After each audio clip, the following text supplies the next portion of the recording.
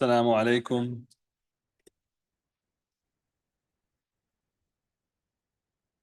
Um,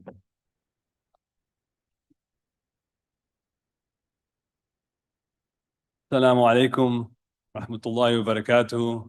Wassalatu wassalam ala Sayyidina al-Anbiya wal-Mursaleen wa alihi wa ashabi ajma'in. My name is Üveys Han. I am a fellow at the Center for Islam and Global Affairs at Sabahat Zaim University. I welcome all of you to the second session on Palestine, the Islamic world, and the Al-Aqsa flood. I will first begin by introducing our fellow panelists to the stage. We have a very distinguished group of speakers and experts that will give us a multidimensional view of the current situation. It's a very historic moment for all of us. In 1931, a similar Congress like this was called by Haj Amin al-Husseini in similar circumstances. And it's a tradition amongst Muslims to gather together and raise the consciousness of the world on an issue of injustice.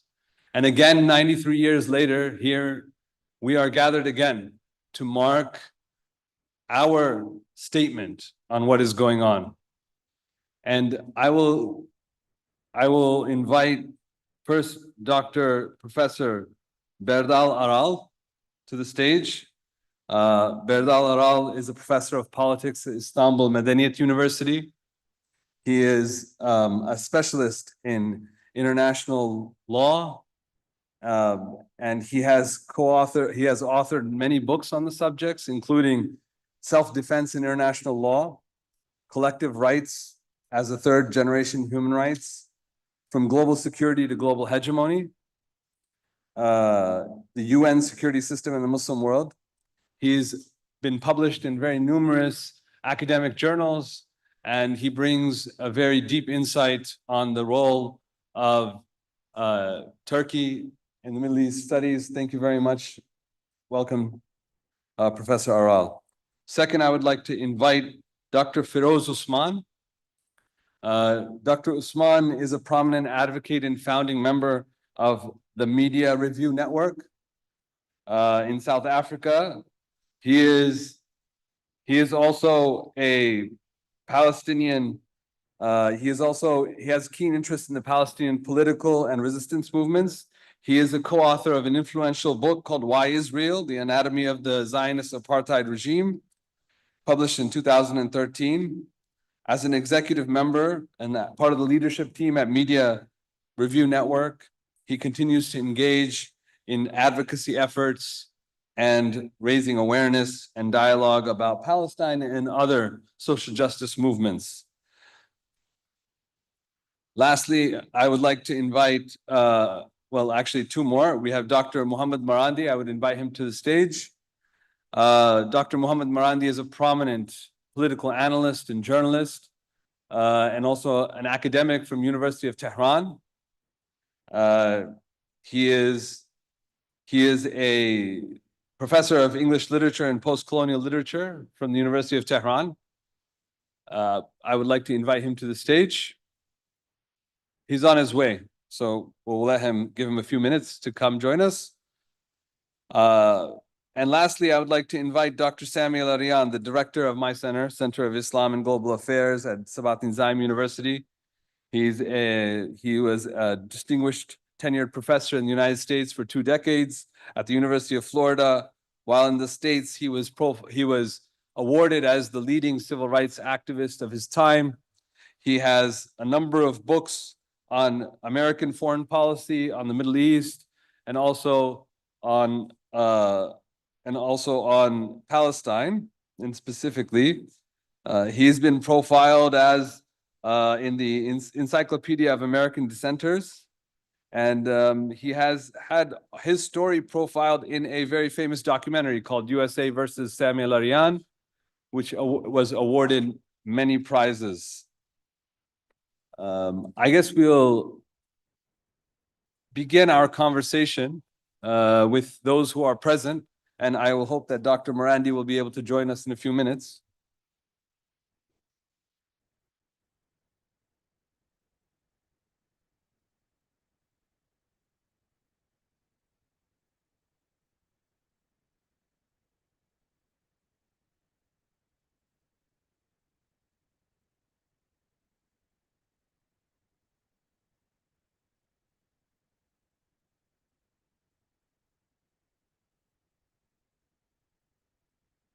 Hello?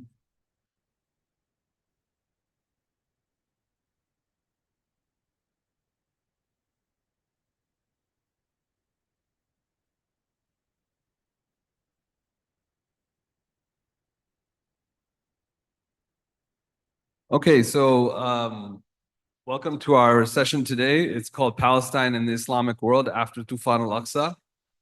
I will first invite Dr. Firoz Osman to lead us into this conversation about the impact and implications on the OIC, popular movements, and NGOs in the Islamic world. Dr. Osman, you can use that mic there. Yes.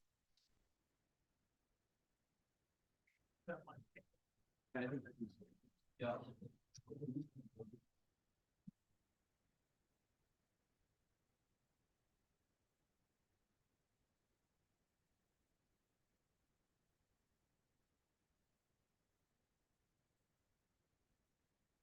Can I have the PowerPoint?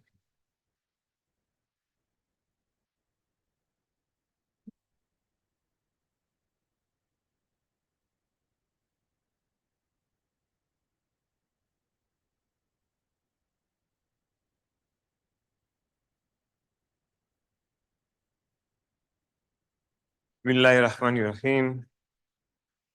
Rabbi shrah li sadri wa yassirni amri warhlul lisani yafqahu qawli. Assalamu alaikum wa rahmatullahi wa barakatuh. As the shadow of oppression, slaughter, and genocide looms larger across the globe, this is a momentous day, the 7th of October, where a powerful call for justice reverberates from South Africa to Palestine. And I'm honored to be here on this one momentous day. And I want to thank the Islamic Forum or the KL Forum and Professor Sami Al-Arian to be present here today on this day, which is no doubt in many people's minds is a watershed for a new world order. The Media Review Network and its allies, we stand on the front lines. We are challenging narratives, confronting Zionist Hasbara, and exposing the silent complicity of global powers. But with opposition intensifying, can this grassroots movements withstand the tides of global injustice? Next slide, please. The Media Review Network is an NGO. We are a non-governmental organization that advocates for human rights and justice, primarily to raise awareness, to mobilize public opinion, and influence government policies where possible. Next slide, please. It has networked with other organizations, and you will see some of them on your slide here, particularly BDS, the Boycott, Divestment, and Sanctions groups. We have also networked and developed, in fact, a Muslim Lawyers Association and humanitarian groups to actively partner in its advocacy. About a year after our independence from the clutches of apartheid in 1994, we got our independence in South Africa. The MRN engaged all media, counteracting the Hasbara, the Israeli propaganda that is largely controlled by Zionist lobbyists. You know, it is the advertisers that pay for the media and they eventually control what actually goes into the media. And we do this by writing letters and op-eds. We put pressure on many journalists and the editors.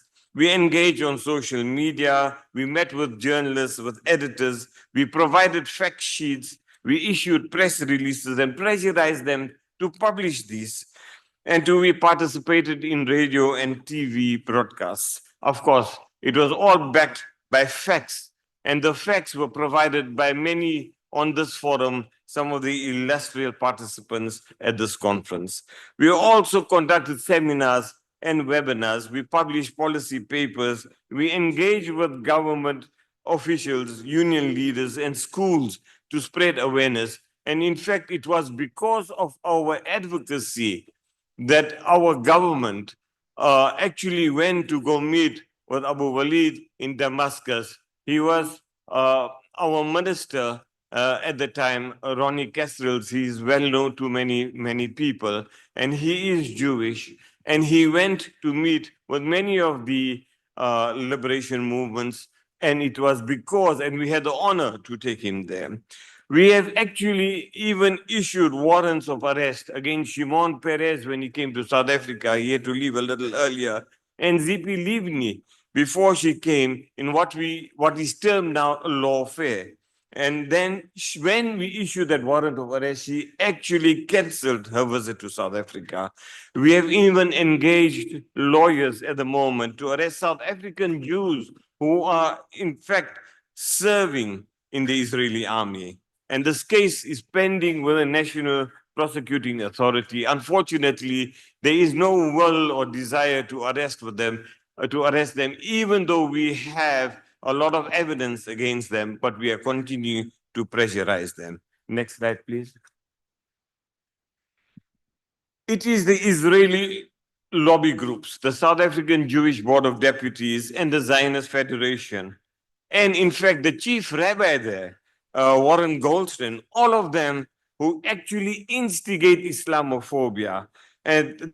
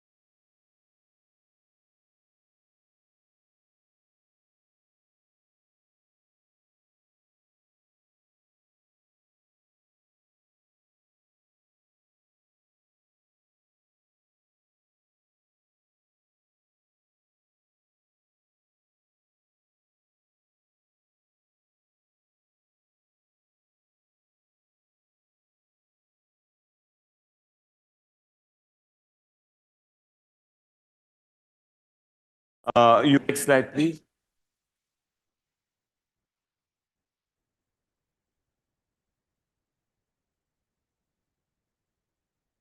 Islam has about 2 billion adherents.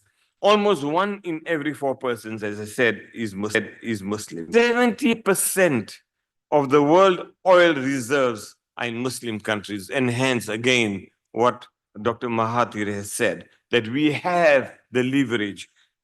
50% of the world's natural gas reserves are in Muslim majority countries.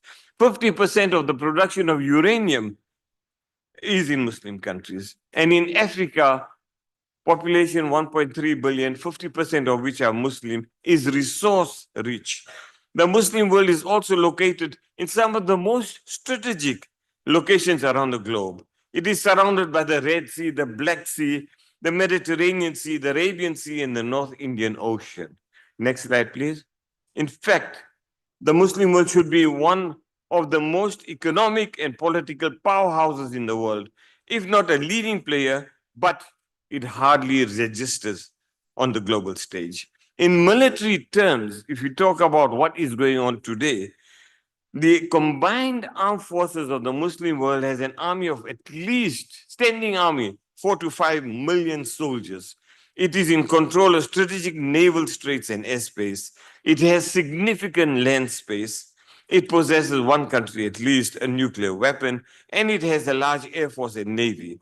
Pakistan, Iran, Indonesia, and Turkey have technologically advanced military industries in parts. So why is it this depressing picture of Islamic countries that is not limited to the economic and social spheres, but also in the realm of education and technology? And the facts there are equally disappointing. Next slide.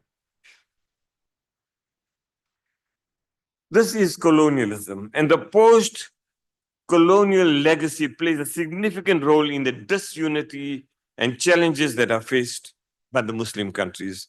Colonial powers imposed a European-style nation state which divided the Muslim world and undermined the unity of the Ummah. This nation-state model continues to weaken Islamic political power and prevent the realization of a united Muslim identity, something we all have been listening to from yesterday, and again, it was repeated this morning. Nationalism, driven by colonialism, fragmented the Muslim world. It created artificial states that remain dependent on external support for their survival. Most of the Arab regimes and political systems have not reacted to Toufan Al-Aqsa because their very survival is dependent on the West that created, installed, and sustains them politically, militarily, and financially. These corrupt leaders will be thrown out if they don't abide by Western dictates.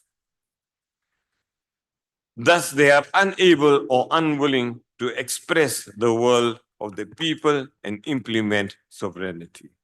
Governments in the global south face intense pressure from these dominant global powers when they express their support for resistance movements. And an example can be seen in South Africa, when our international relations foreign affairs minister, Naledi Pandor, when she brought that historic genocide case against Israel to the ICJ, she was issued death threats from within South Africa. A minister in South Africa. What audacity do these Zionist movements have that they could issue death threats against them? Similarly, we see Karim Khan of the ICC, the prosecutor, he received death threats after issuing arrest warrants from the Israeli leaders. So, next slide. So this is the issue, and time will not permit to go to some of the international institutions that were created in support of the Western world and its dominations. So we have a great deal to do as NGOs. Can I have the next slide, please? These are some of the NGOs, but time will not permit to go into it. Next slide.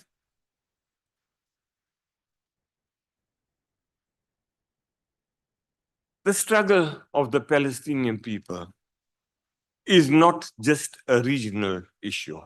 It is part and symbolic of a global movement of all the oppressed people fighting against the colonial oppressors. That is why South Africa is so strongly in support of the Palestinian people. We have problems. We now have a government of national unity that has brought in some of the erstwhile controlling political parties. But it is still the will of the people are with the Palestinians because of our similar experience.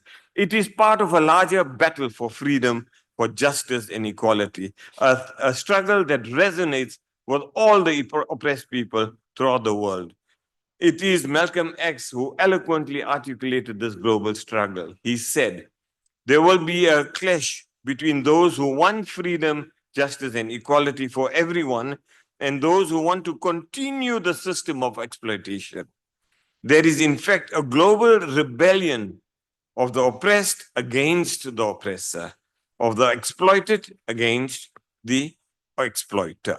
So, in conclusion, what the Israelis are doing to the Palestinians and now Lebanon is what the French did in Algeria, the British in India and Ireland, the Belgians in Congo, Americans in Vietnam, the Spaniards in Latin America, Italians in Libya, and the Germans in Namibia as well. Another chapter of European genocidal history, all of them lost eventually, and that is our hope. The focus should be on dismantling the systems of exploitation and oppression that perpetuate conflict and suffering. And we know unity is critical, but it is for us to understand that the cause of the problem is Zionism. And if Zionism is not dismantled, then the people will continue to suffer. So the struggle of the Palestinian people against the racist expansionist Zionist settler colonial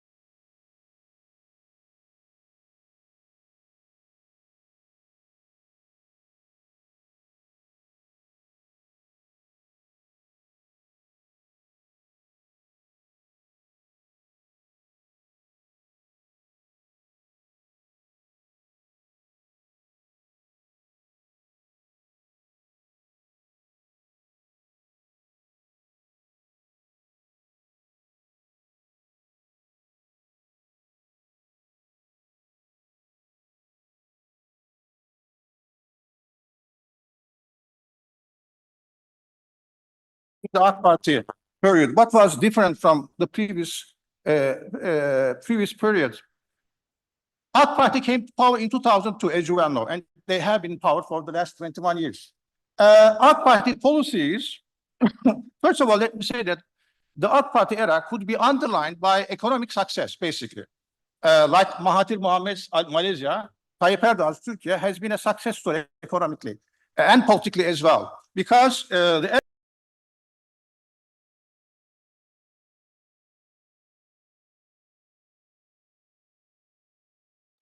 a reasonable figure.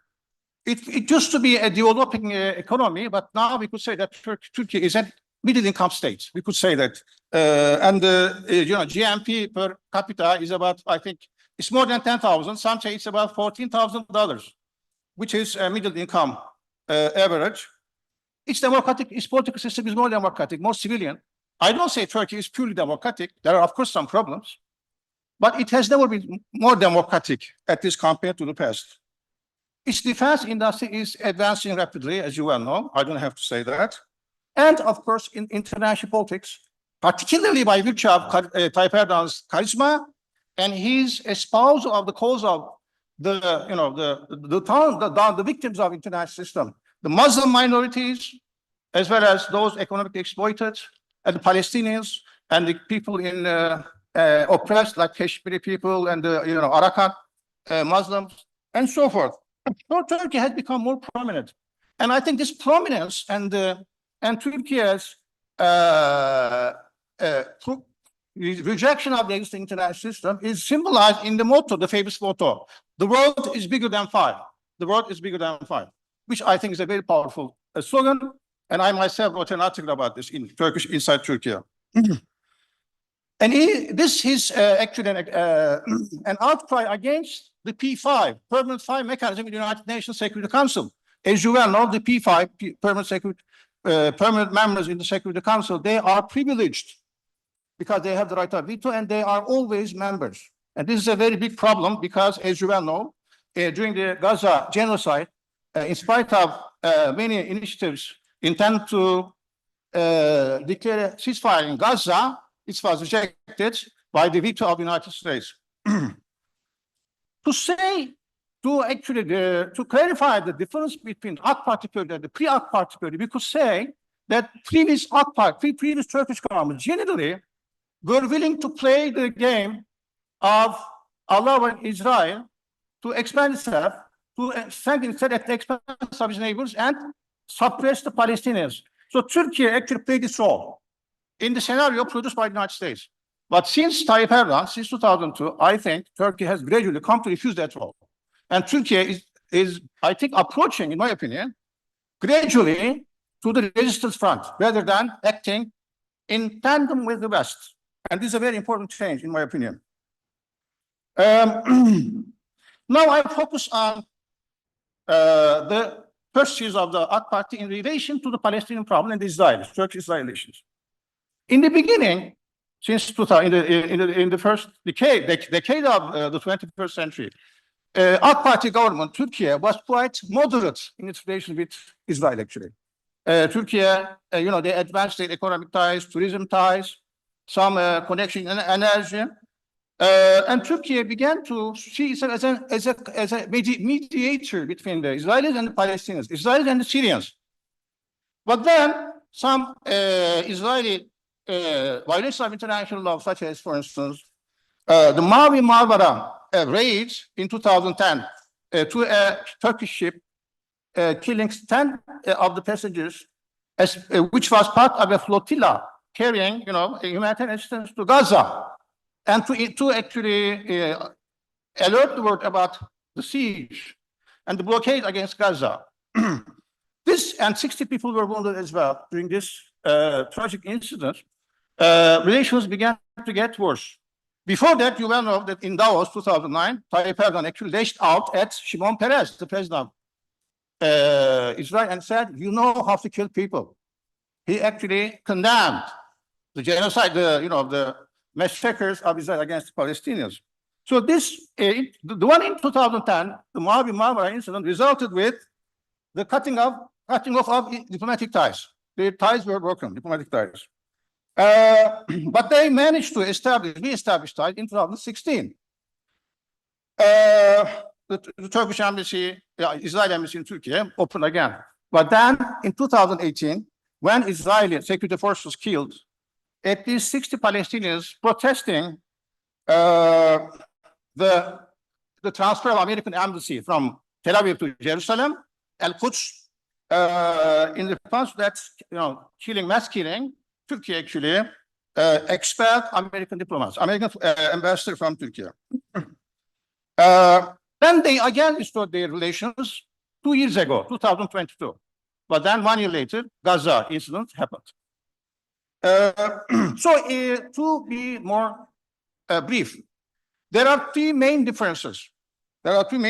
Between the Turkey of AK Party and Turkey of pre-AK Party. There are three main differences. One of them, Turkey has become more vocal in support of the Palestinians since AK Party took power in Turkey.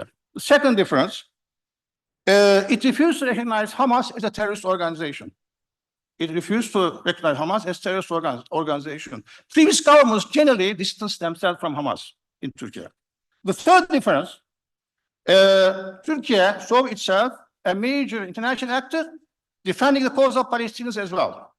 So these are the three main differences. Now I'm coming to the Al-Aqsa, Toufan. How was the Turkish reaction? What did Turkey do during this process?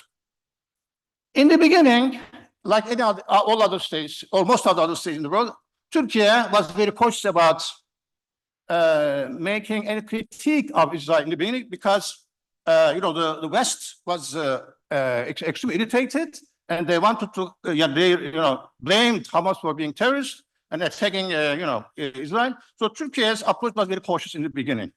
But then gradually, as the tragedy unfolded, as the killing spree mounted, as the genocide became very clear, Tayyip Erdogan in particular and some of his ministers began to voice strong opposition and condemnation of the Israeli actions. For instance, Tayyip Erdogan defined Hamas as freedom fighters within a few days.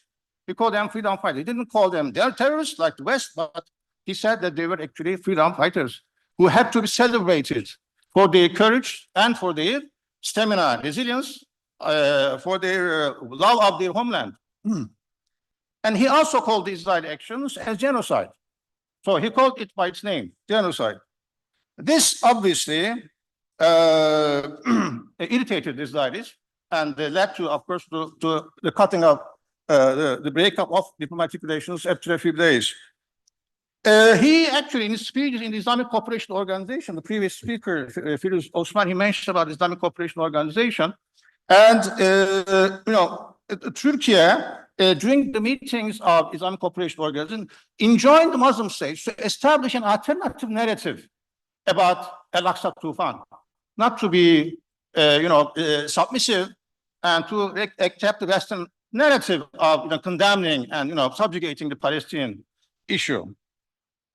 However, I think there were two weaknesses of the Turkish position.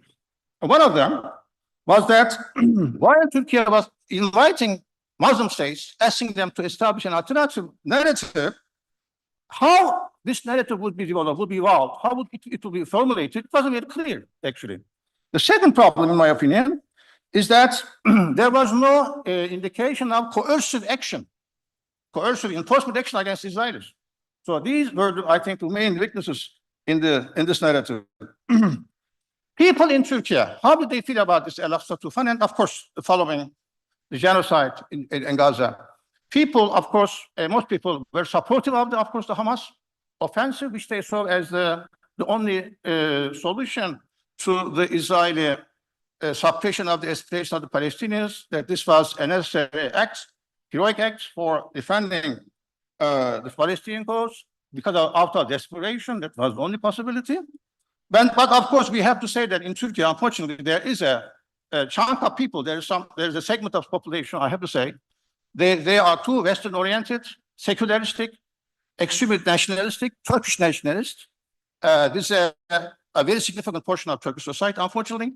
And they have remained aloof, mostly. They remained aloof. And some of them actually blamed Hamas for being terrorists. I think we have to note that as well. So this makes, this actually undermines the production of consistent Turkish policy toward the Palestinians. Still, it's a major problem, I think. Still, it's a major problem. But as I said, the great majority of people were against Israeli genocide. They were supporting the Palestinians. Lots of marches were made. The walks, protests, they were common. And then, of course, people wanted Tayyip Erdogan to complement his wonderful narrative condemning Israelis and championing the Palestinian cause internationally with some concrete actions. Eventually, it came. In April, as you well know, Turkey imposed trade restrictions on Israel on 54 products. In May, this was complemented with other products. So Turkey actually imposed trade sanctions, full trade sanctions against Israel in May 2024. This is a very important step in my opinion, in the right direction. However, having said that, is there anything to criticize? Yes, I think there are some points to be made, which are, I think Turkey should be more consistent with its really policy to support the Palestinians. One of them is Turkey has not stopped the activities of NATO's strategic radar station based in Malatya in eastern Turkey. This radar actually intended to actually monitor a possible missile attack by Iran against Israel. And this still remains. Turkey did not close it. Second point, which I would mention as a point of criticism, is that Turkey did not, for instance, close its airspace to Israeli planes. I think it should. Or it did not suspend military activities in some of the American bases in Turkey. It did not. Nothing has been done against the American bases. Although, as the previous speaker mentioned, the United States and the Israelis are one and the same. They are part of the same mechanism.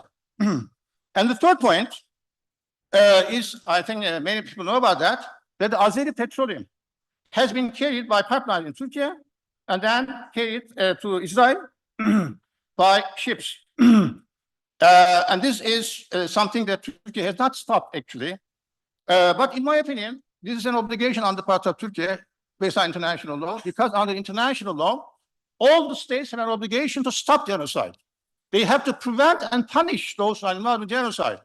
So Azeri oil actually is abetting, supporting, reinforcing the Israeli war machine and leading to greater number of killings. These are the 3 points that I could criticize about the Turkish position.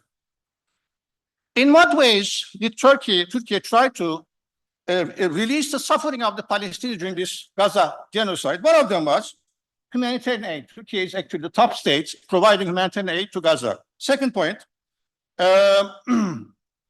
many Palestinians, hundreds of Palestinians were taken to Turkey for treatment. Third point, Turkey actually intervened in the case, genocide case by South Africa against Israel, genocide case. Turkey actually became part of the process by intervention, legally intervening in favor of the Palestinians in the International Court of Justice. The fourth point, Turkey produced lots of evidence, delivered lots of documentary evidence to the International Court of Justice, produced by Anadolu Agency. Point 5, Turkey has invited all the academics in the West in particular who have been sacked from their jobs for protesting, for protesting Israelis and supporting the Palestinian struggle, for supporting liberation of Palestine. What about the area of penalization? In what areas, what has Turkey done in order to penalize Israel?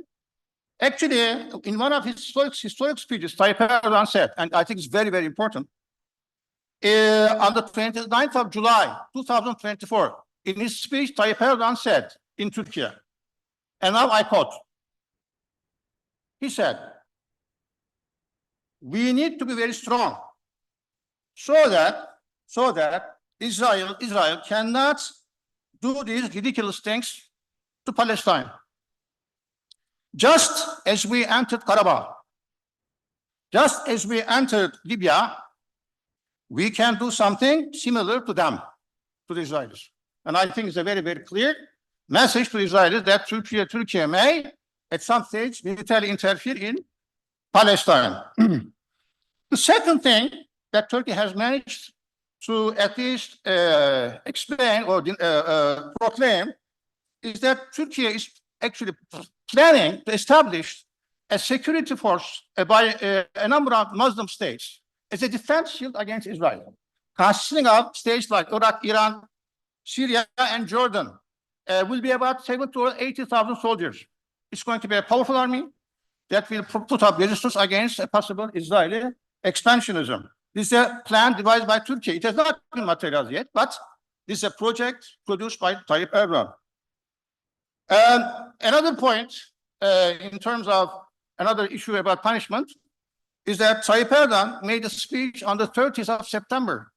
He said in his speech that the United Nations General Assembly should assemble to adopt a resolution authorizing the use of force against Israel. This is called Uniting for Peace Resolution. Some people might wonder whether it is possible. Yes, it's possible. United Nations General Assembly has authority to recommend all sorts of sanctions, including the use of force, against an aggressive state breaching international peace and security. This was done by the United States in the 1950s during the Korean War. You know, Turkey also participated in this war. Turkey, maybe you know that. In the 1950s, United Nations General Assembly adopted a series of resolutions recommending, advising the sending of troops against North Korea in support of the United States and the South Koreans. And Turkey was among those states dispatching troops. So I think what Tayyip Erdogan said is not something unrealistic. If, for instance, any group of Muslim states or non-Muslim states, maybe some states from Africa, from Latin America, if they want to provide military support for the Palestinians, then this would be definitely legal. It would be legal under international law. It requires 2/3 majority in the United Nations General Assembly. Another formulation provided by Turkey for solution is the guarantor formula. And I'm going to finish here. Guarantor formula. The guarantor formula is a Turkish project. What is it? The guarantor formula is intended to guarantee the security and territorial integrity of a future Palestinian state. Turkey will be among some of the Western states, and some of the Muslim states will be the guaranteeing states for the new status quo to be established based on the two-state solution. However, having said that, I think there are two weaknesses of the guarantor formula. What are these two weaknesses? First, Israelis have no intention to make peace with the Palestinians because they want to grab the whole of Palestine. And the second weakness is that the West has no intention to put pressure on Israel. Therefore, it seems to me that the guarantor formula is not a realistic option, at least at this stage. Maybe this could be something to materialize in the future, but not today. Final point, I am finishing, and that is, may Turkey move towards non-alignment? I mean, is there a possibility that Turkey may move in the direction of non-alignment? Is there a possibility? It seems to me that Turkish application to be part of BRICS, you know, Turkey has applied for being part of BRICS, you know, the Brazil, Russia, China, and India, and then some other states have joined. Turkey wants to be part of BRICS, and BRICS is not a Western institution, it's a non-Western institution. And Turkey has already applied for membership of BRICS, and probably is going to be a member. So, I mean, it seems to me that it's just a step in the right direction. Turkey is slowly moving in some other directions, but it still maintains its Western, you know, attachments, its Western alliances. You know what? Because Turkey probably is going to remain as part of NATO in the foreseeable future. Sadly, I wouldn't like that, but I think I can envision that. You know why? Simply because Turkey feels threatened by the West. It feels threatened by the West. So it thinks that the best protection against the West is to be part of NATO. Thank you. Thank you very much, Dr. Aral. I would like to invite Professor Mohammad Marandi to the podium, or you can speak from there as well, however you're comfortable. Anywhere. You have about 18 minutes. 18 minutes. 18. That was very precise.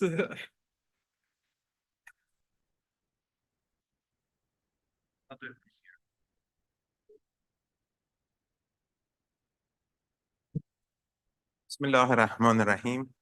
Wa bihi nasta'in. I'm very honored to be here and especially sitting beside a hero for the Palestinian cause, Dr. Al-Arian. I'm very ill prepared to speak. I just now saw what I was supposed to talk about because I was, as some of you may know, I was in Beirut for 8 or 9 days, and then I rushed back to Tehran for Friday prayers. And then under the command of Sami, I came here. So excuse me if I'm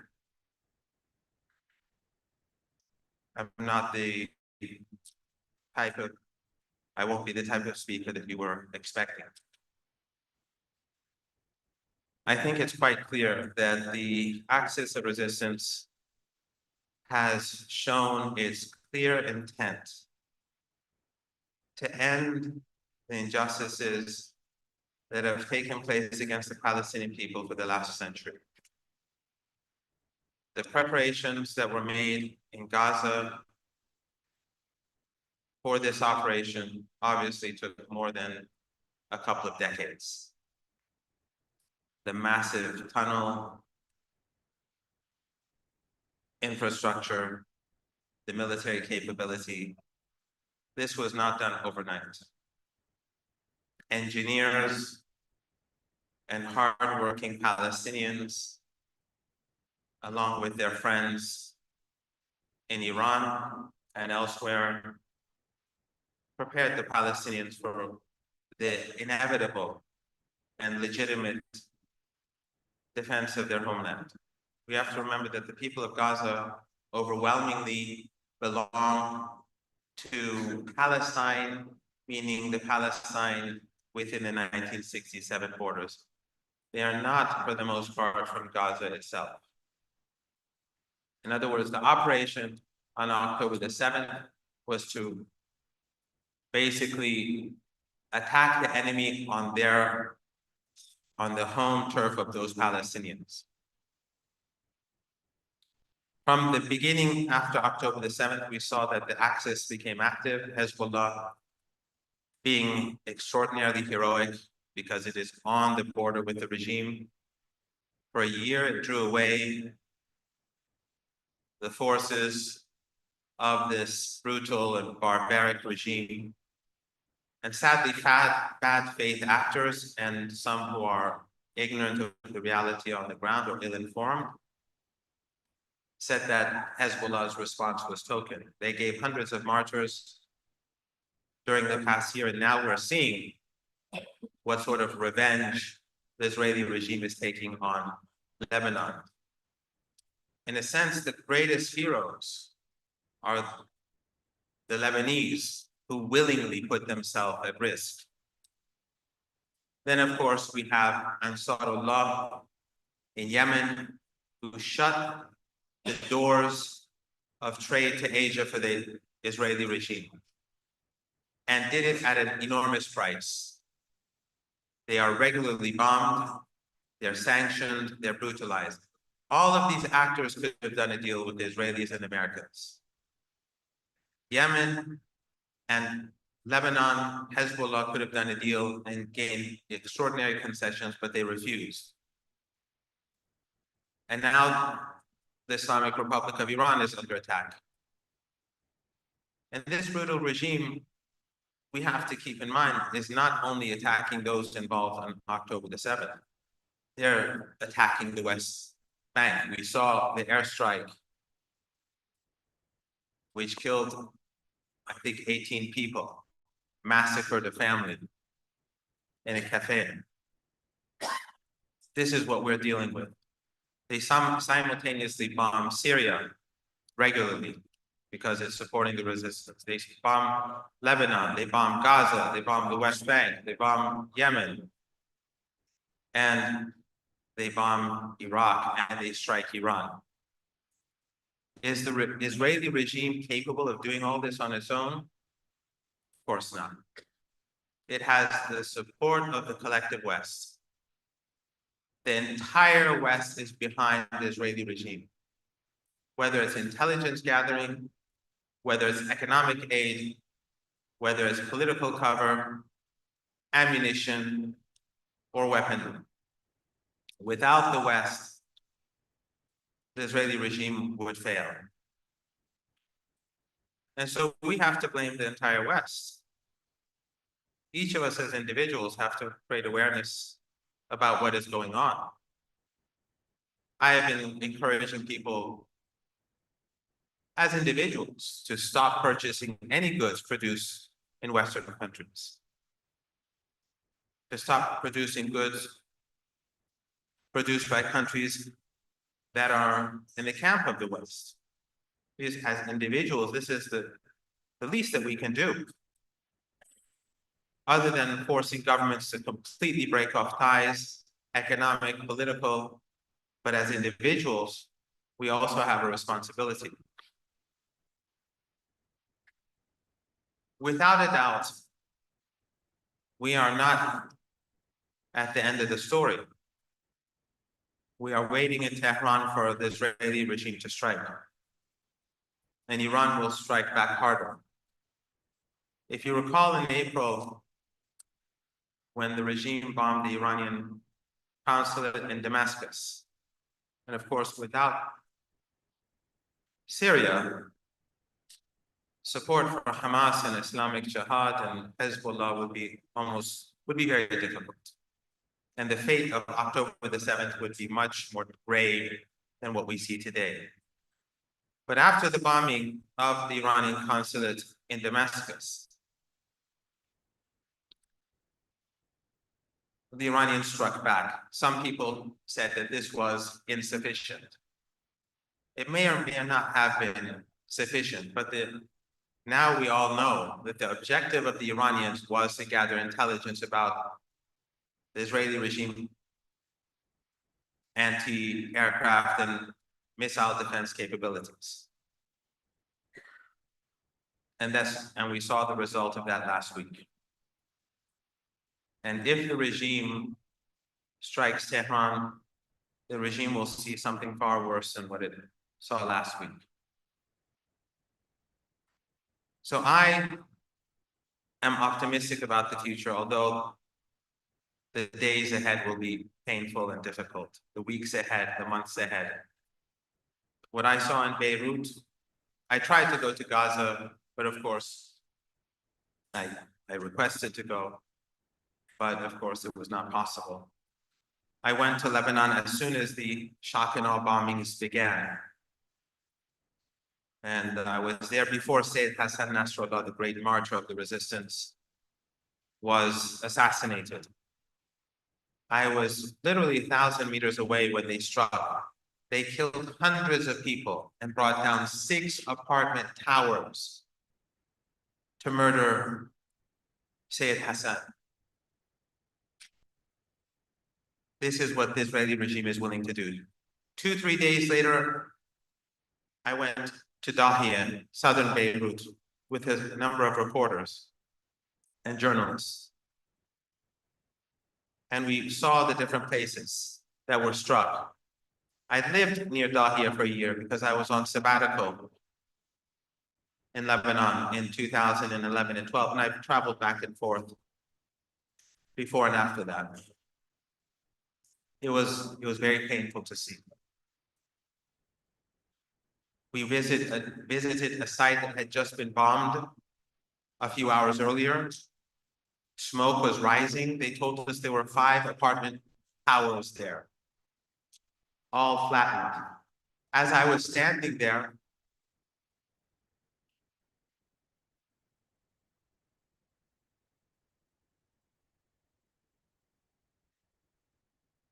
as I was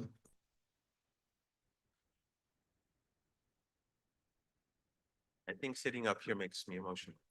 As I was standing there, I was thinking that maybe there are people still alive under these buildings. And I was wondering if maybe they were crying out. I didn't hear anything, but the thought bothered me ever since. The point is that this regime is brutal. It is illegitimate. We cannot have dealings with an illegitimate regime. What I saw in southern Beirut is what has been going on in Gaza for a year now. I saw a small example. And the bombings of Dahi have only gotten worse since I left. I didn't want to come back. When I came from Beirut, I went to Damascus. They were bombing Lebanon on the way to Damascus, and they were bombing Damascus and Syria. This is just how brutal the regime is. And the Western media gives us a story that is so unbelievable and dishonest.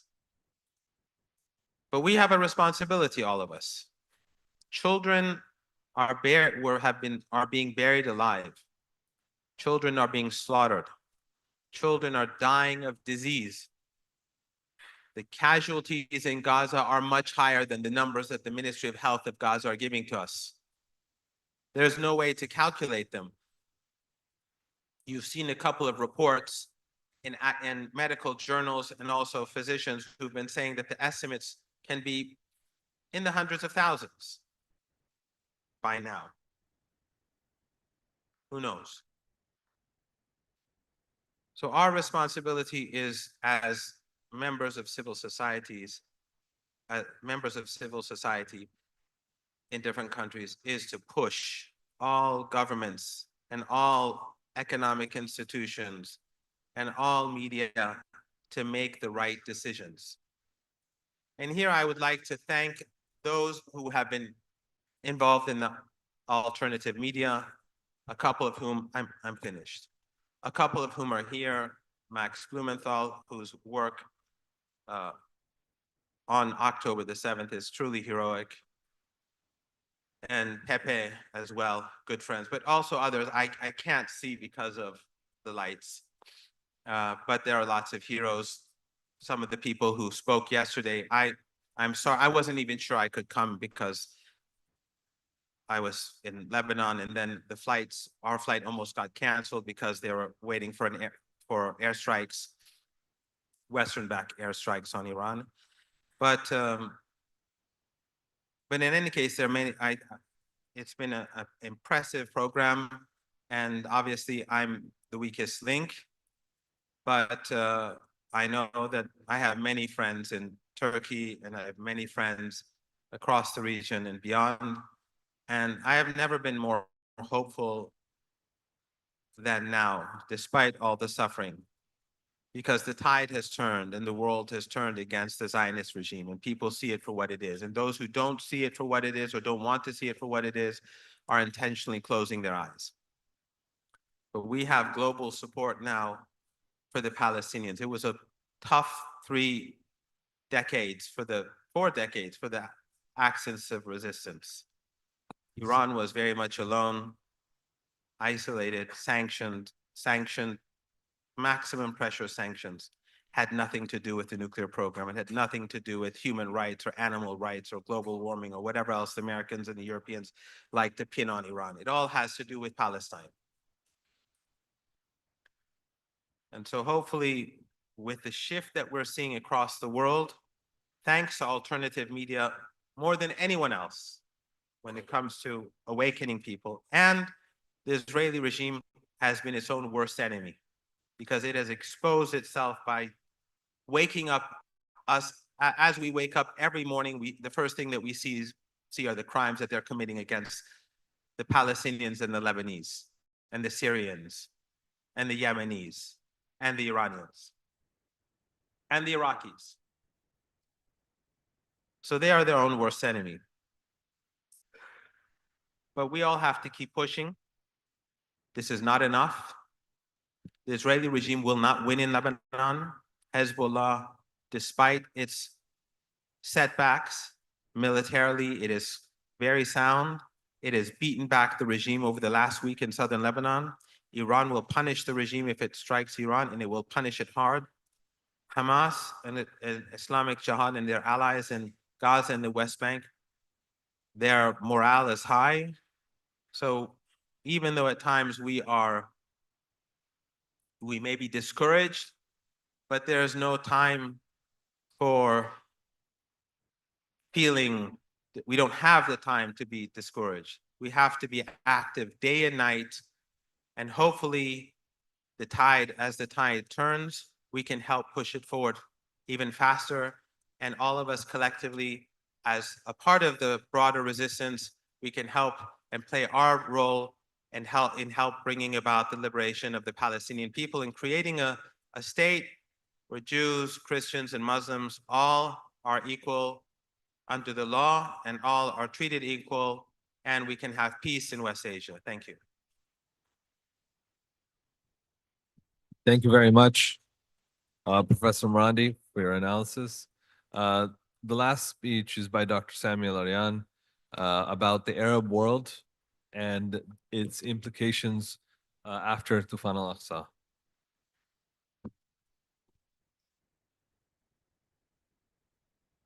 Assalamu alaikum wa rahmatullahi wa barakatuh. Just first want to acknowledge my co-panelists. This panel is about Toufan Al-Aqsa and the Islamic world. Dr. Firoz Osman tried to give us a glimpse of the OIC and their impotence and why. Even though one country like South Africa was not even a Muslim country, has done multiple times more than the Islamic world combined, with the exception of the axis of resistance. Dr. Aral talked about the attempts by Turkey to mitigate these atrocities, massacres, to the best of their ability.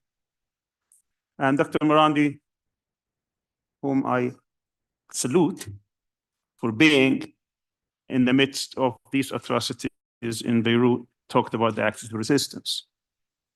My part is to talk about the Arab world. Unfortunately, the weakest link within the Islamic world. I want to take you to two events. One happened before Toufan Al-Aqsa and one after. On September 22nd, 2023,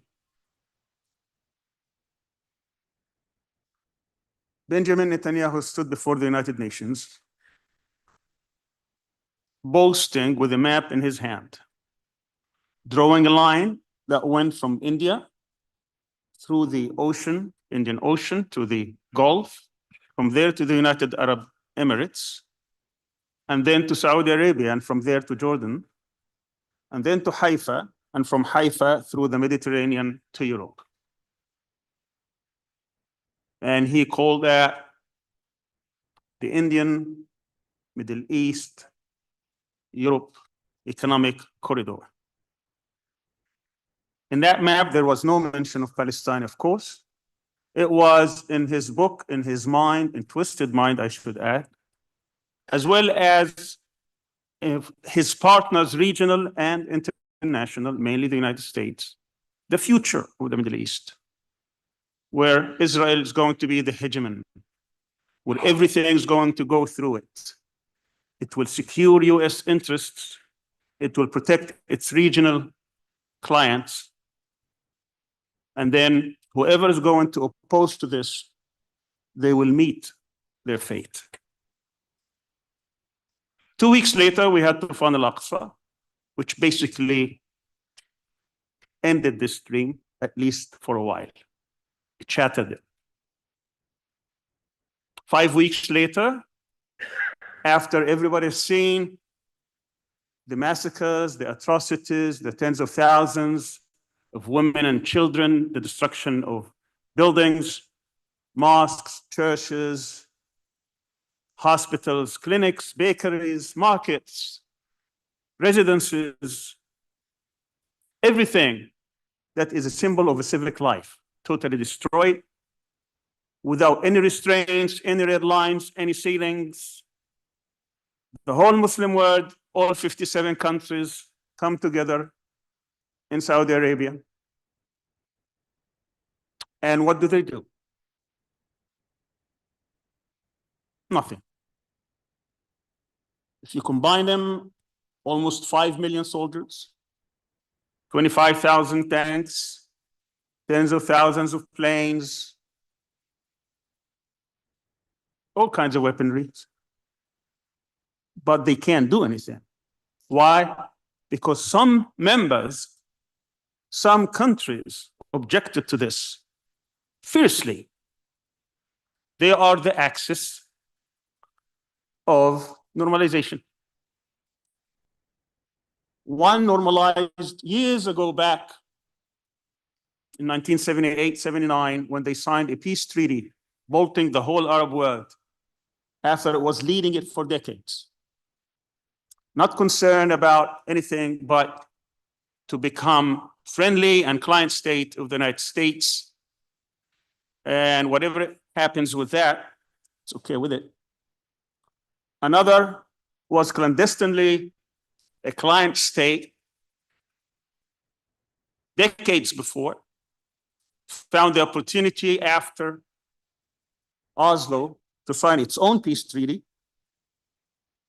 Others, after Trump became president, took advantage of his heavy-handed way of handling the region, transferring the embassy and so on and so forth, and signed these accords that basically sold out the Palestinians.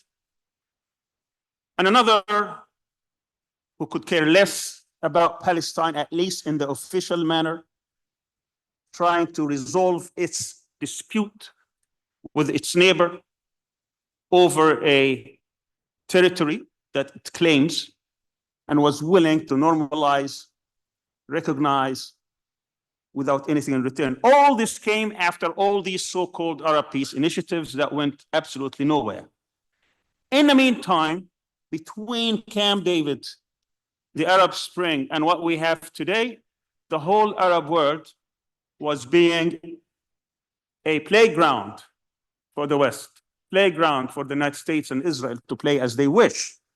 So what we have today is basically civil wars. We have partitions and partitions within partitions. You have states that were occupied and then introduced within them systems that will emphasize sectarianism, nationalism, and all kinds of isms, so that no one will pay any attention to the Israeli enterprise, to the Zionist project. If you go from east to west or west to east, that's all what you see. In the farther west, we have problems and we have normalization. In the middle, we have civil wars, Libya, Syria, Yemen, Somalia, Sudan. All these are failed states. And when you go deep into who is responsible for that, yes, you had corruption and you had weakness and so on and so forth. But for the most part, it's foreigners who played a bigger role in to make sure that these states will remain divided, partitioned, weak, dependent. So when Toufan Al-Aqsa came, it was a way to tell the whole people that these kind of plots, these kind of schemes to continue the state of weakness, the state of partition, the state of dependency cannot continue like this, that we need to change the situation. Geopolitically, we have to understand that this is a very important area. It controls 6 of the most important 7 straits in the world, from Gibraltar to the Suez Canal, to Bab el-Mandab, to the Strait of Hormuz, to Malaga, to the Bosphorus. The only thing that is not in that region is the Panama Canal. These all have to be in the grasp of Western hegemony, United States in particular. So how does the United States maintain this state of weakness, of partition, of dependency? How is it able to control all these governments and rulers? It's not just because they are corrupt, a lot of them are, or because of tyranny. It has a system. And that system is the system of the colonizer to make sure that these states would be dependent on it economically. For the richer states, the system is to make sure that money is flown into the economy of the United States. They don't control it. I calculated close to $1.7 trillion, that's a T, that's 12 zeros, $1.7 trillion of money that belongs to the richest countries in the Muslim world. Most of them are in the Gulf area. Most of them are Arab countries. All of them actually are Arab countries. And they don't have full control of this money. That money is pretty much controlled. And if any one of them is going to act differently from what the United States dictates, all that money is threatened. We saw that very vividly, clearly, when Russia, which had about $600 billion in the West, half in America, half in Europe, that money was taken out in no time, was confiscated in no time. And the same as $1.7 trillion could disappear in no time. So they're all afraid, even if they had the good intention of making a difference. And for the poor countries, the system is the opposite, is to give them loans, load them with loans to the point where they can't say no, because they can destroy their economies. We saw in 2018 when Trump, in one tweet, he said, I can destroy the Turkish economy. After that one tweet, the lira lost about 50% of its value. So we have structural problems within our systems, within our societies, that makes it very difficult to make a difference. Now, 57 countries meet in Saudi Arabia, and they make one resolution that is of value, which is not to allow the Palestinians to starve, not to bring aid to the Palestinians. Thousands and thousands and tens of thousands of trucks of aid, medicine and food and other stuff comes, and they're not able to deliver one bottle of water to a child who's thirsty unless Netanyahu says so. That gives you all you need about the current conditions in our societies.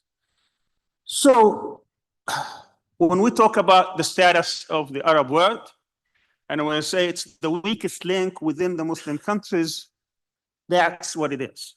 These are the situation. And unfortunately, we saw that Palestine was able to galvanize the whole world. It is the only solution. It's the only cause that can actually bring everyone in this world. There's no other cause like it. What other cause would mobilize and galvanize the whole world in every capital, every corner of the world, except Palestine? We saw this across the world in many capitals, tens of millions of people.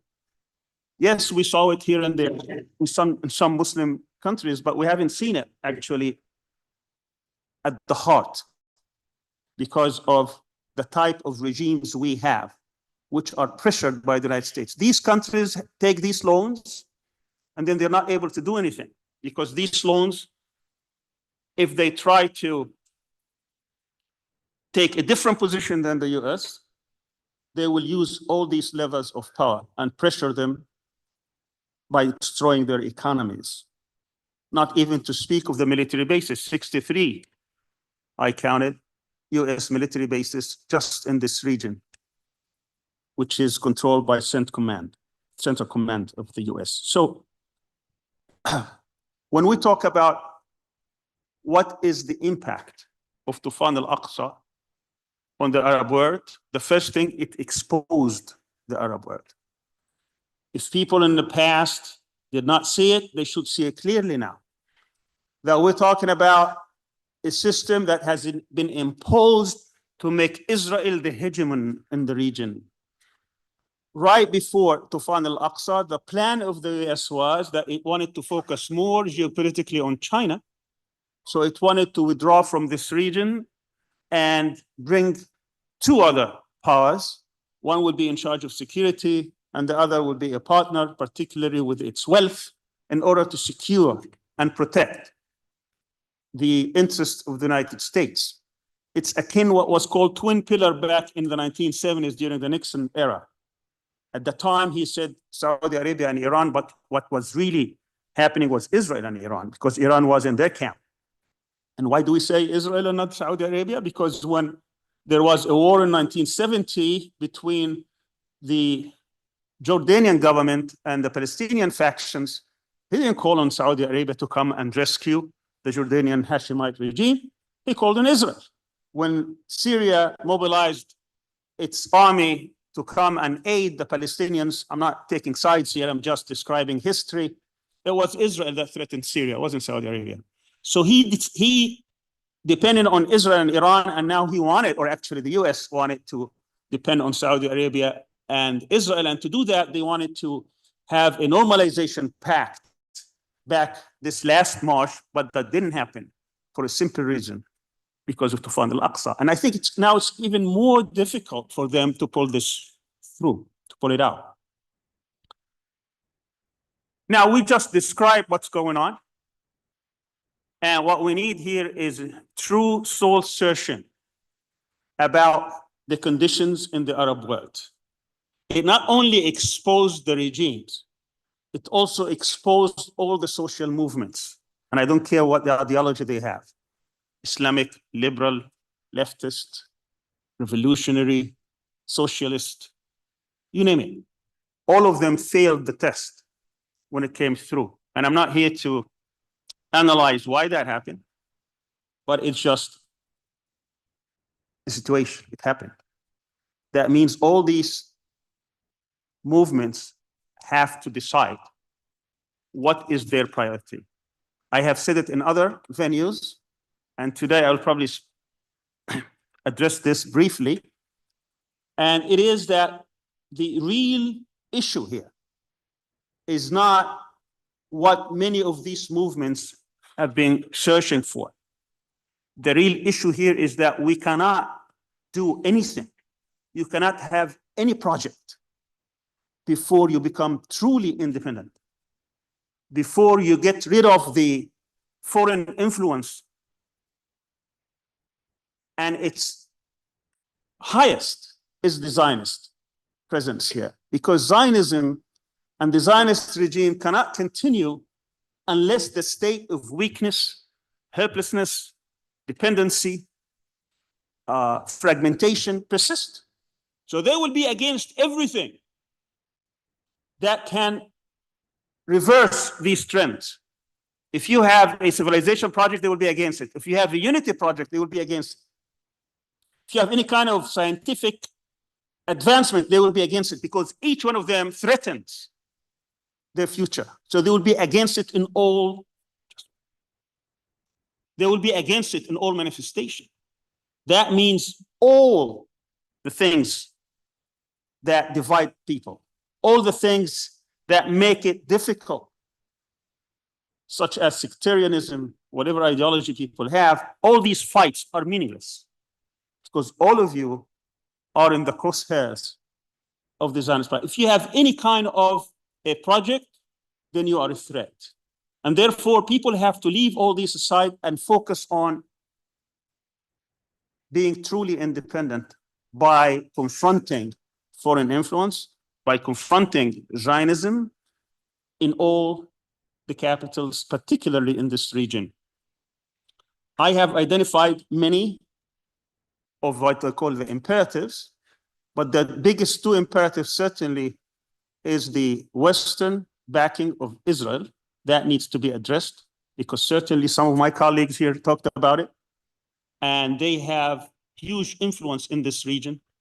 and it's up to the people. The governments will never do anything. If we leave it to the governments, they are in bed with them. And secondly, we're talking about this state of partition that within this region. And we need to look at all the things that divide us, all the isms that divide us, and how we can get rid of them, not hiding them. Because every time you see, for example, talking about Iran, what comes? It's all about Shiism, Sunnism, how to divide us, sectarianism. Or if you have other kind of things, when it comes to nationalism, tribalism, they will use everything in order to divide us.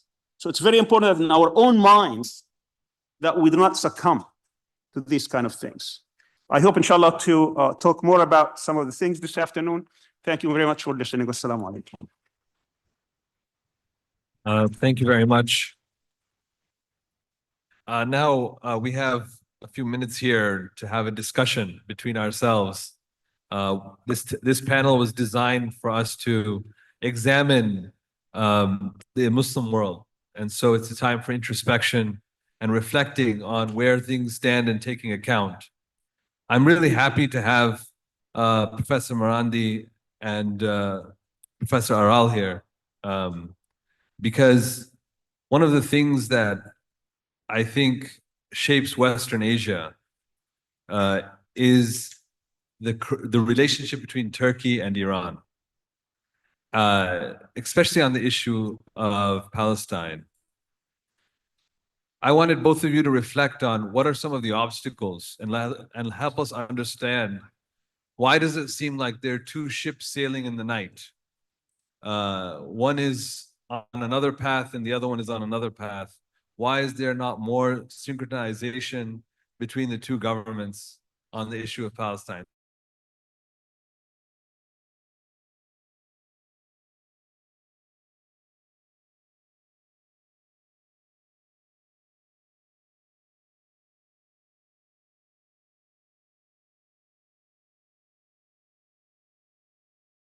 That is, in many ways, giving a rhetoric and signaling that it supports the Palestinian cause. And the other side, it has to keep relations with many different, as you said, it has a multifaceted foreign policy. So I think both of you, I'd like to hear from you if that's okay. I think I should start. Can you hear me? Sure. Yeah, I think, Turkey and Iran, they have never been closer in terms of the way they look at the Palestinian problem today. I think there's a great deal of resemblance in their approach. Turkey now supports the Palestinians to the extent that, unfortunately, Turkey does not see Hamas as a terrorist organization, and Tayyip Erdogan regards Hamas as freedom fighters, and condemns Israel for committing genocide. So I think the current position seems to establish some synchronization between Turkey and Iran, I think. But obviously, we have to be realistic as well. Yeah, that was implicit in your question. Turkey is part of the West, officially. Turkey is part of NATO. Turkey is part of the Council of Europe, OECD, and is willing to be a member of the European Union. And one of the commitments which Turkey makes towards the West is Europeanization of its foreign policy, because Turkey is currently negotiating for membership of the European Union. And the Europeanization of foreign policy is one of the conditions for Turkey to be admitted as a member state. I wrote an article 2 years ago about the way Turkey voted in the United Nations General Assembly. And interestingly, and to my actually disappointment, the way Turkey voted in the General Assembly is not in line with the world is bigger than five rhetoric. It's very different. Turkey is, in most cases, like mercenaries, nuclear weapons, right to development, establishing a new international economic and political order. On these issues, Turkey is not with the third world countries. Turkey is with the West, basically, with the European Union, with the European countries. I think this is a major obstacle. And I have to say, another problem is the way people think. I mean, in Turkey, you don't have 100% support for the Palestinians. Let's be realistic about that. There are people in this country who are brought up in secularism and believe in nation states, who are pro-Western, who regard themselves as European. basically. And these people don't identify with the Palestinians. They think that, Middle East is not a place to be with because it's too dangerous. There are people who are backward. They're always fighting. It's, like Orientalism. I mean, it's a double Orientalism, basically. I mean, a derivation of Western Orientalism towards the Arabs and the Muslim countries. So, Tayyip Erdogan is really having difficulties in, moving people in the right direction. But I think, as one of the speakers had just mentioned, Mohammad Marandi just mentioned, everyone has seen that Israel is a beast, is an evil. Even those secularists in Turkey. Of course, it doesn't mean that they have become pro-Hamas, but at least they now understand that we have to do something about Israel. Israel has become a major threat to the region. So, coming to the main point, I think Turkey and Iran today, they have become more coordinated than ever. But it doesn't mean that they talk about everything. It may not be very possible. And you also mentioned about Shiite-Sunni division. Unfortunately, this narrative is also effective in Turkey, I have to say. And it's very sad.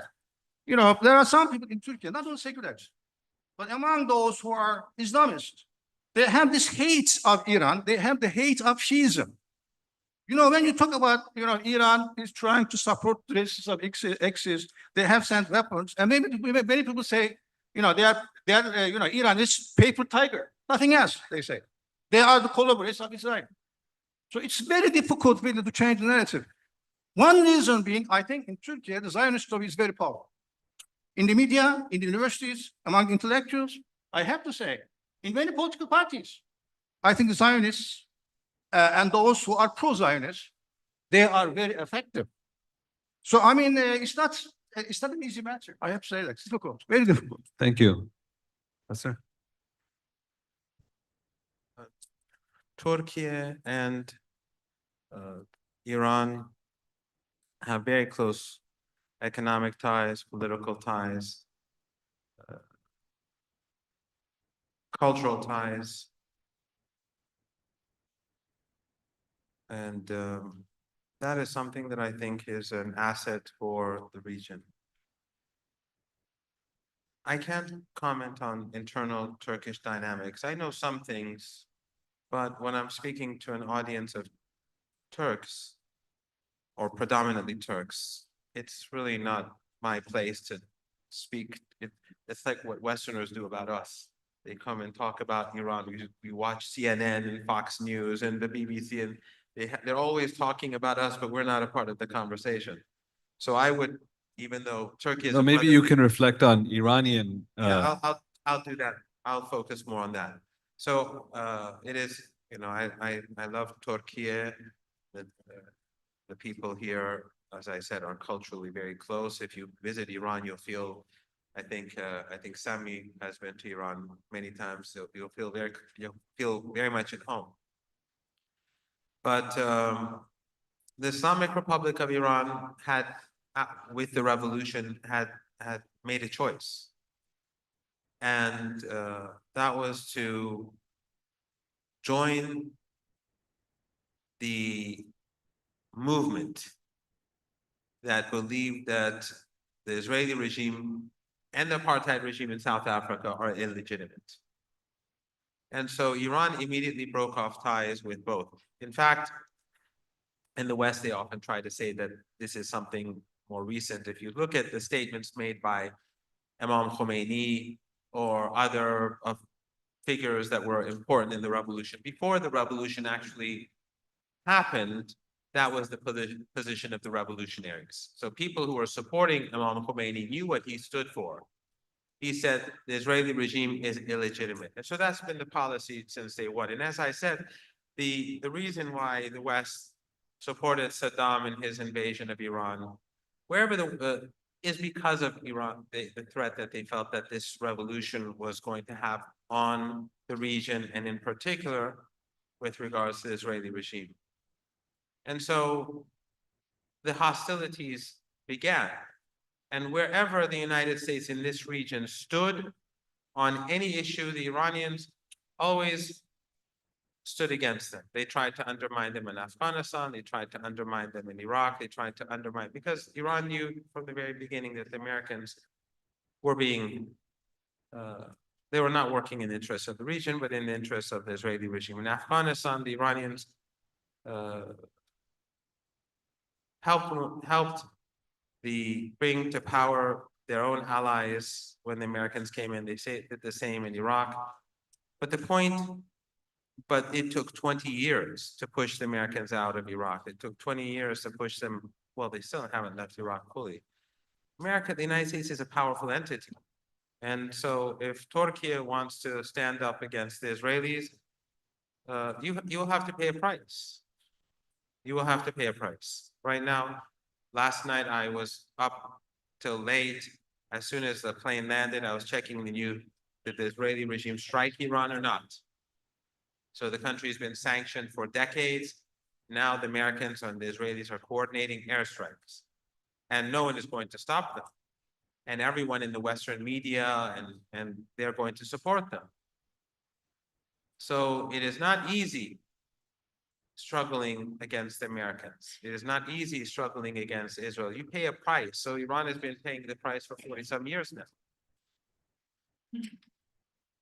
And it's like Cuba. Cuba's political stance is, although Iran is very different from Cuba, but Cuba's political stance towards the United States, regardless of its relationship with the Soviet Union and its ideology, but it will never be forgiven until it submits to the United States. Now you can like Cuba or you can dislike Cuba. I had, the pleasure of being in Cuba briefly, and its life was very tough in Cuba. And what they tried to do is they tried to dishearten young people, and because the economy is key, it is important. In Iran, they tried to do the same. They tried to strangle people through sanctions. They tried to marginalize the country. They tried to take down its friends and allies. It tries to marginalize it. It tries to demonize it. And it is not easy. I don't pretend to say that it is. Even the Friday prayers that we saw a couple of days ago, you saw millions of people went. It was unbelievable. I was kilometers away from where the leader was speaking, but there was a real chance that we were going to get bombed. And if we were bombed, no one would condemn it. So there's a big price to pay. Imagine if Friday prayers in Tehran was bombed by the Israelis and the leader was martyred and thousands of Iranians were killed. Do you think the Israelis would be sanctioned for a moment? Do you think for a moment that they would be sanctioned? Of course not. Western media would justify it somehow, or they'd play it down or try to spin it in a way to make it more acceptable. It's unbelievable. I mean, the Nazis were horrible. Saddam Hussein was horrible. Genghis Khan, I wasn't around back then, but I'm pretty sure he was horrible. But the hypocrisy of the Western Empire goes beyond anything that we've ever seen in human history. At least when ISIS and the Nazis or the Contra rebels or whoever, Saddam or whoever, when they went and slaughtered people, they just moved on. They didn't come back and then preach to us how much better they are than us, and how we have to be their disciples morally and intellectually. So there's a price to pay, and I encourage my friends here to push all governments and all bodies and all entities and all communities to pay the price, because this regime has to go. Thank you. So I wanted to let Dr. Sami and Dr. Osman talk about basically this new tension in the region. There seems to be a feeling that resistance is possible and is necessary. And at the other hand, there seems to be a normalization. And these 2 points are coming to a crescendo. For a long time, the agreements that were made between the Palestinians and its Western backers, including the Zionist entity, were done in an air of defeat, leading up to normalization. But now it seems as though there's both a positive, I think the conference as a whole has shown that there's a feeling that resistance is necessary and possible. And on the other hand, there seems to be very strong forces in the region that want normalization to continue. So maybe both of you can reflect on how this new energy can be garnered and what are its major obstacles. Well, we're in the midst of a war. It's really, as the Israelis would like to say, is an existential war, meaning that a lot of things will happen depending on how that war ends. I think we have 3 possible scenarios. The first scenario, which is Netanyahu's scenario, he thinks he can defeat the resistance, get rid of Hamas, Islamic Jihad, or resistance in Gaza and the West Bank, advancing his plans not only by annexing as much of the West Bank and settling it as possible, but also perhaps he thinks he can depopulate Gaza in one way or another, or at least constrain it to make it even less in terms of areas and so on and so forth. Try to defeat Hezbollah and push it and make it militarily insignificant, push it beyond Litani, and also somehow to deter Iran and constrain all these delusions. I mean, that's his plan. And of course, the US is backing him to the hilt.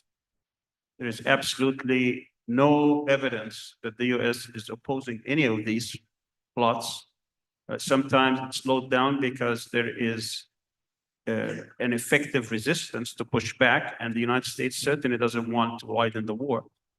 So that's one scenario in which the current resistance or axis of resistance is trying to do its best to make sure that scenario is not carried out. That scenario does not win. I don't think it's going to win, but that's what they've been trying to do through all kinds of means without any deterrence. There is no other, actually, any power, international, regional, or otherwise, that's trying to stop this right now.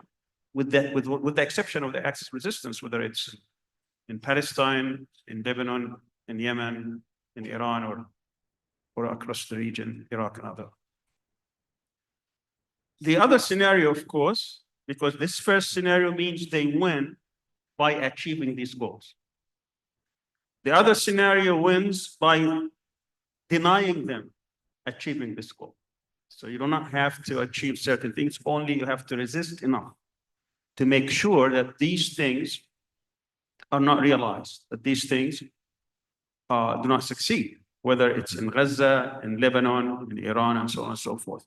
And therefore, the real test of someone's position right now, regardless of what it was in the past, regardless of differences, regardless of different things people have, those who are standing with Israel to make sure that it carries out these goals, it achieves these goals, they are on one side.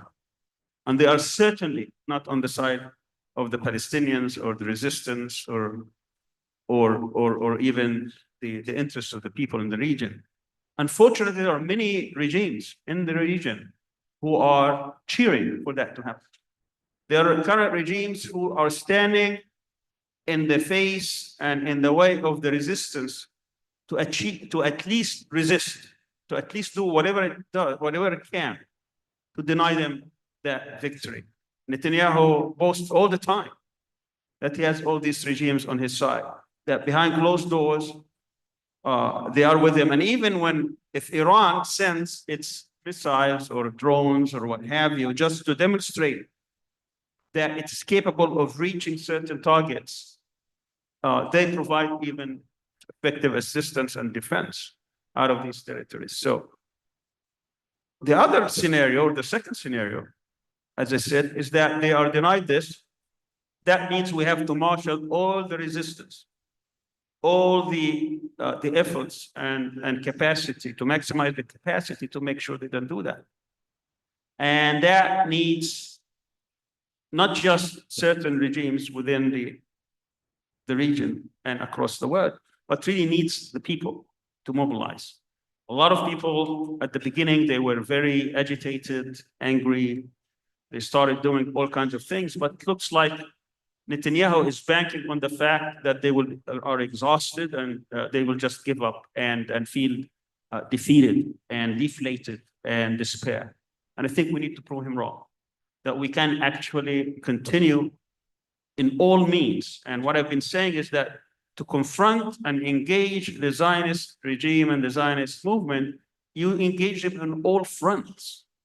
And that means Palestine is not an issue for the Palestinians. I need to repeat. Palestine is not an issue for the Palestinians. Palestine today is the symbol of all that is good and that is just, and the concept of freedom, independence, it's all on one hand, and those who would like to continue colonization, imperialism, exploitation, oppression, and so on and so forth on the other. So if you read on the side of justice, on the side of freedom, on the side of independence, and the side of self-determination, you have to engage in this. Palestinians cannot do it on their own. The formula is very simple. The goal is to dismantle this structure, this Zionist structure of apartheid, of hegemony, of dominance of one group over another, of hegemony over the whole region. And the Palestinians cannot do it on their own. As I said, the formula is it cannot be dismantled without the Palestinians, and it can't be dismantled with the Palestinians alone. Thank you. So this becomes a global movement. The third quick scenario, if the third thing, is that the US is going to get tired pretty soon. We're coming into an election, and it doesn't want a regional war. Netanyahu is trying to get Trump, trying to get into regional war. They may opt to remove Netanyahu from the scene, in which we end up with a stalemate. Thank you.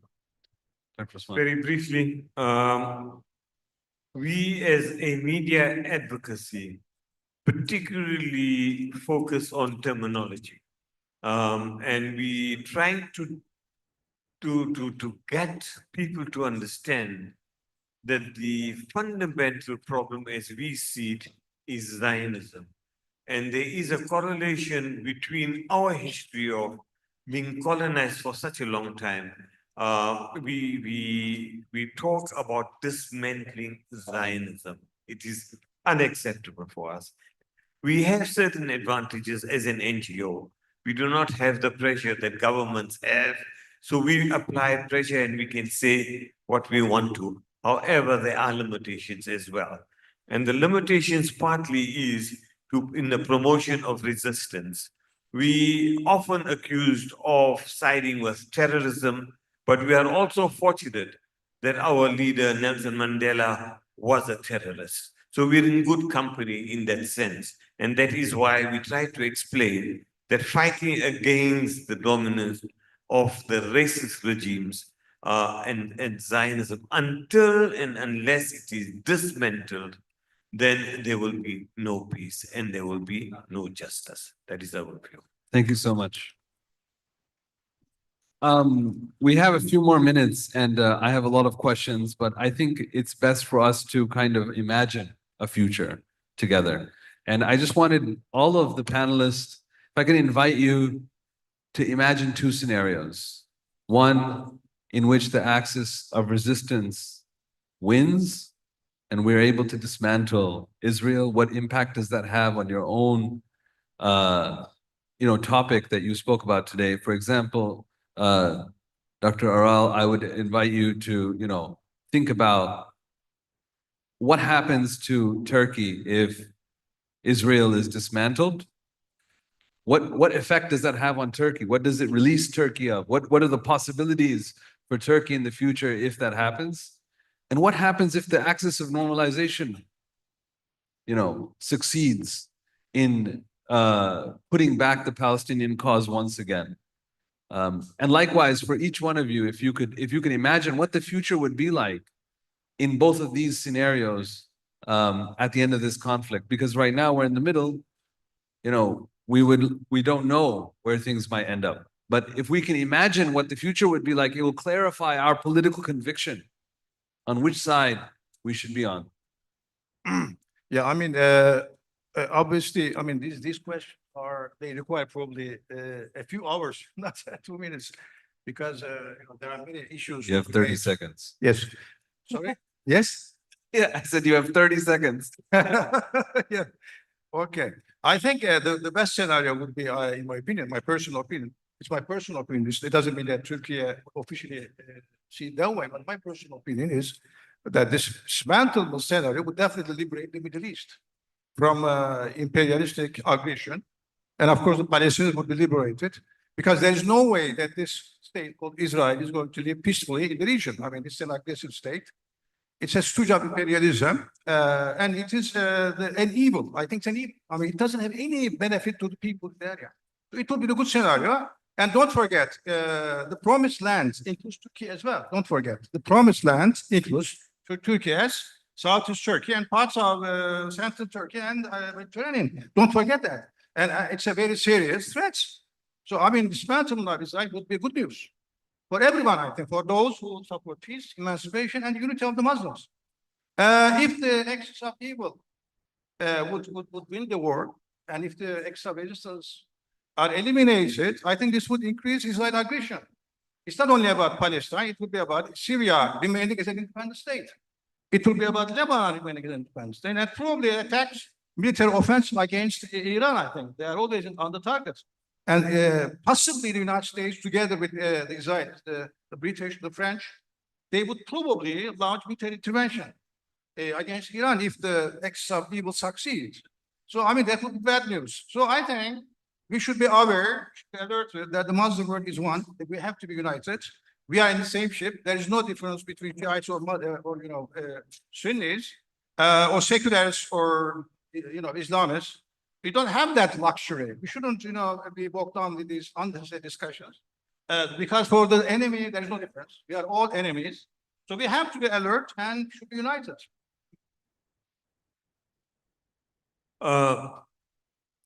Two issues that you bring up. One, if there is no Israel, and the other one about if normalization takes place. I'm a medical doctor, and if, like Israel, has been implanted into the Arab and Muslim world, you can only treat a cancer that is wrecking your body by extricating it, removing it totally. And that is what I would advocate.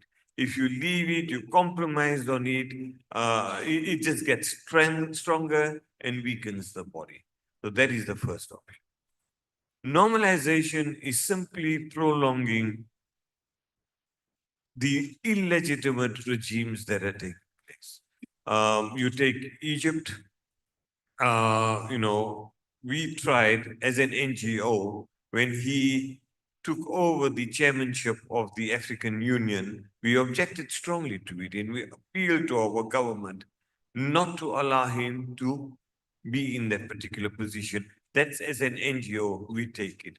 As far as normalization goes with others, we do. In fact, our protests, we try not to go to the Israeli embassy because we don't recognize it as such. But we have had demonstrations in some of the illegitimate, we regard, of Jordan, of Egypt, and Saudis as well. So we do hold demonstrations. Our purpose is to create advocacy, to create awareness from amongst the people. But sometimes we're not so successful. Because, for example, the Saudi chef came to our shores about 3 weeks ago, was given the red carpet by so many people. And that is something that, you know, we try to avoid creating friction within the Muslim communities, but it is an opportunity for us to create an awareness about the nefarious roles that are played by some of the Arabs.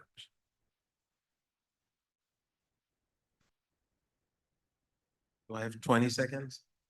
5 seconds. As long as the Israeli regime exists, this region, including Turkey, will not be safe.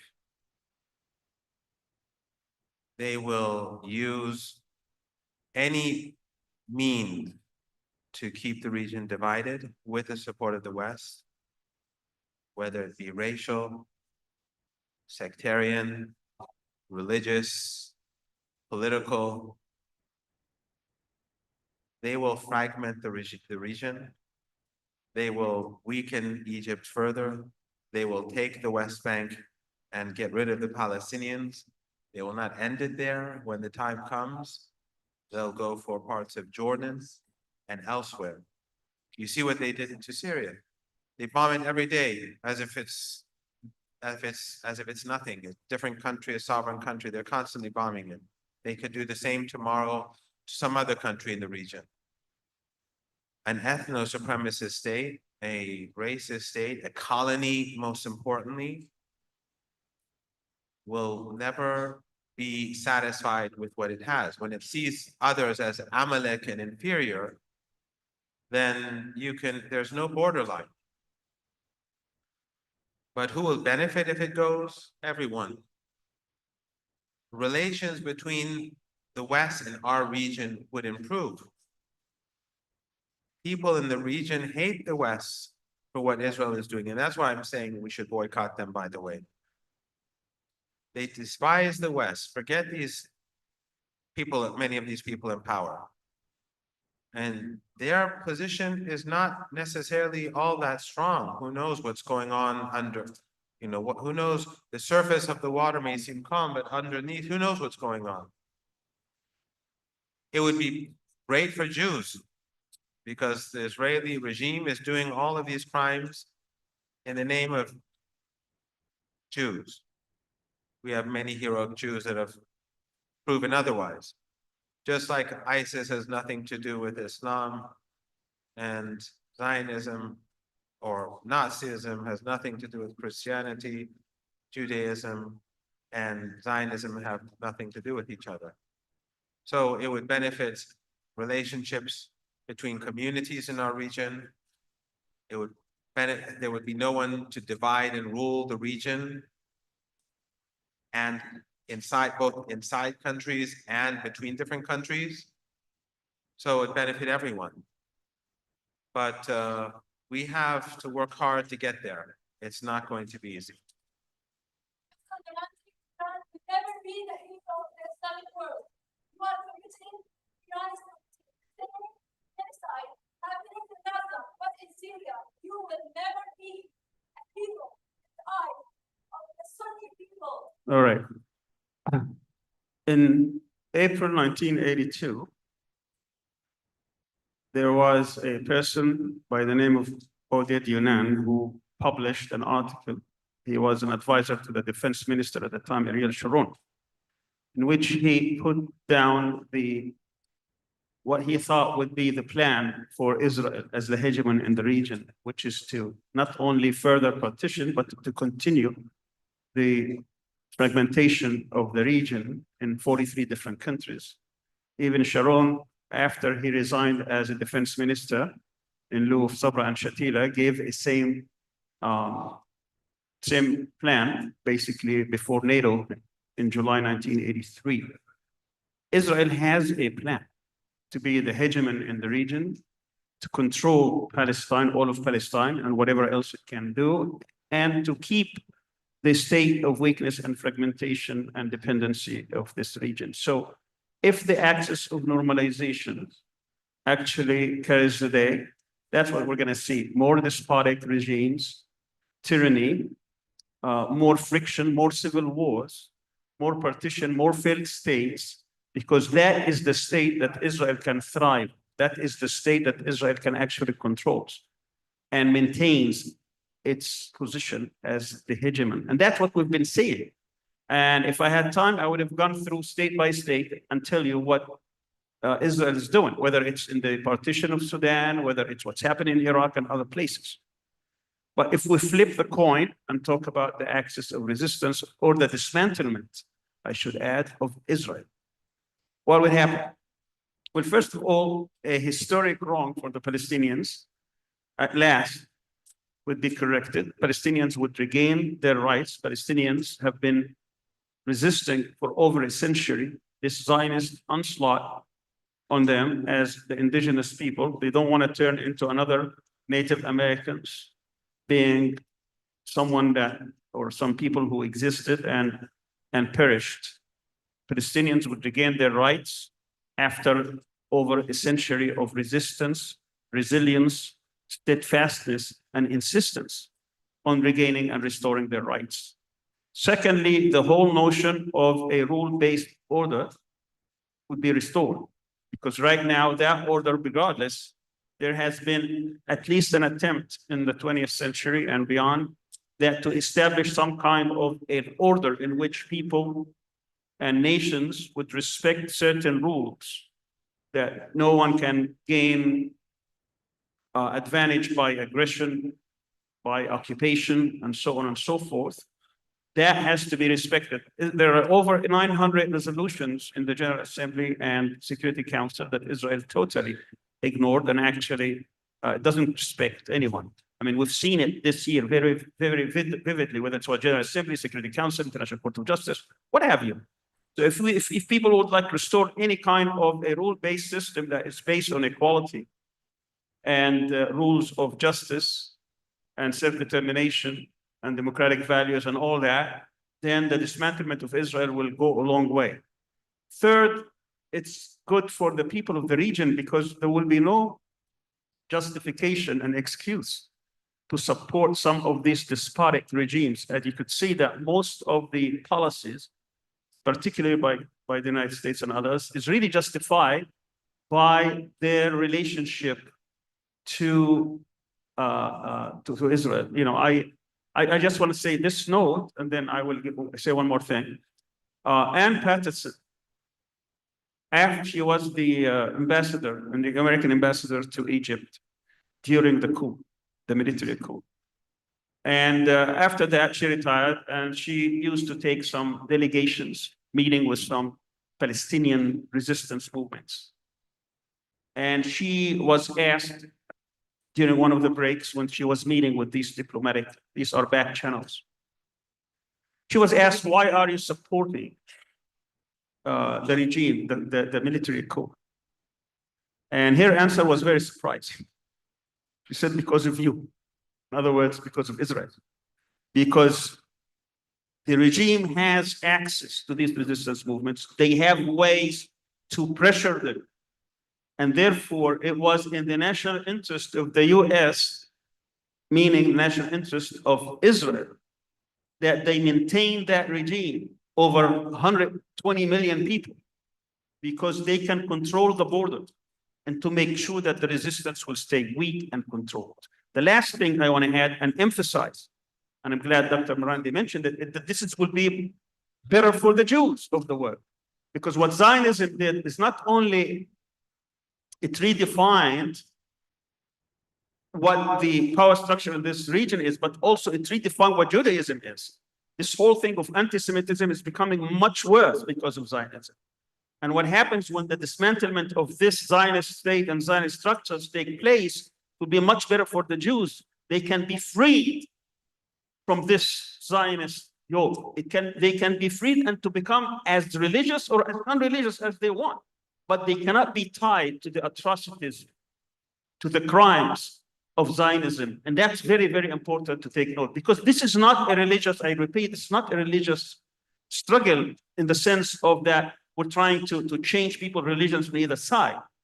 And it shouldn't be as such. This is because of aggression and because we are facing a settler, colonialist, expansionist, supremacist, racist movement and regime that must be dismantled by all means, by all people, at all costs. Thank you. Thank you so much. If anybody has seen Dr. Marandi on TV, he's more than capable of responding to the earlier comments that were made. I as a moderator here, I unequivocally condemn what was said earlier, It is against the spirit of the conversation that we're having here. But it's a free forum. People are able to express their views. But it is against the spirit of our conversation here. And because of the limit of time, I would invite Dr. Marandi to respond, but we have to close up. We've already taken your patience. I thank the panelists. I thank everybody who has been here for this session. And we look forward to seeing you at our next session. Thank you so much.